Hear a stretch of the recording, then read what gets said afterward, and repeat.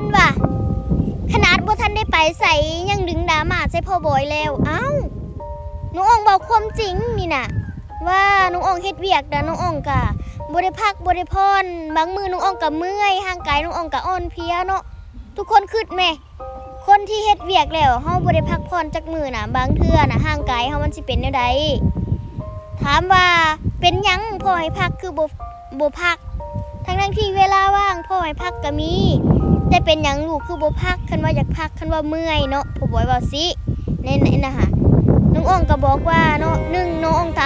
ตอบตามความรู้สึกของน้องอ่องเลยแหละนี่น่ะ1เป็นหยังน้องอ่องจังบ่อยาก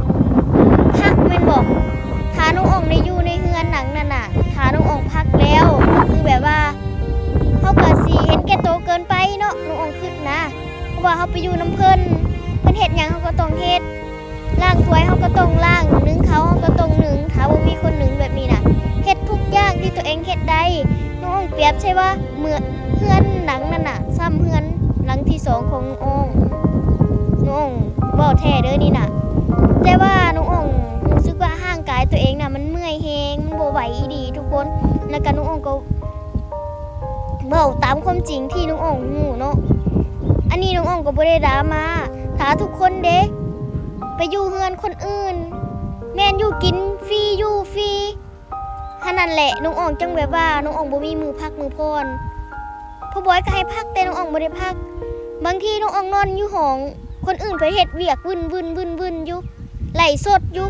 พัดบ่มีผู้ซอยแล้วบ่มีผู้ซอยพ่อบอยน่ะไหลสดน่ะถึงแม้ว่าบ่ได้ยอดขายจากน้องอ่องก็ตามแต่ว่าน้องอ่องก็อยากมาไหลสดแบบอยากมาเป็นส่วนร่วมคนนึงที่แบบว่าเฮ็ดแล้วล่ะให้มันคึกคืนขึ้นนะทุกคนเนาะ